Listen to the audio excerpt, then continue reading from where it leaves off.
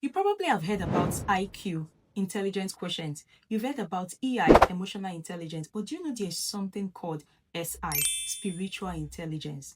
All through the Bible, you get to see stories, incidents, events where supernatural intelligence was deployed to help mankind. I'm just going to read a brief example of one from the book of Acts, chapter 8, from verse 26.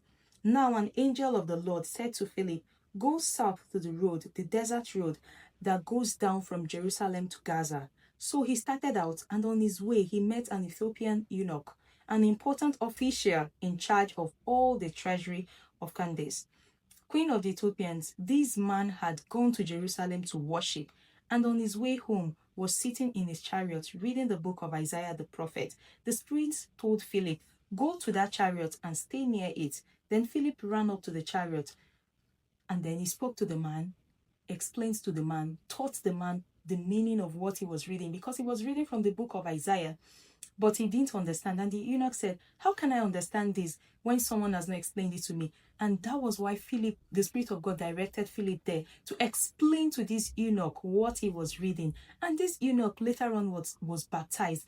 And afterward, Philip was led by the Spirit of God to another place. All through the book of Acts, you get to see instances where people had dreams and about another person. It was through dream that a person got information that Saul was needed help and he needed to be prayed over, and he went ahead, prayed for Saul, and Saul recovered his sight, having been blind for 3 days.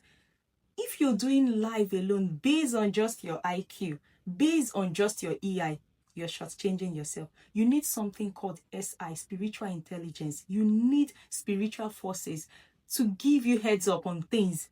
And most importantly, don't you dare forget, you are loved, favored, and cherished by God. And until next time, make sure you deploy SI.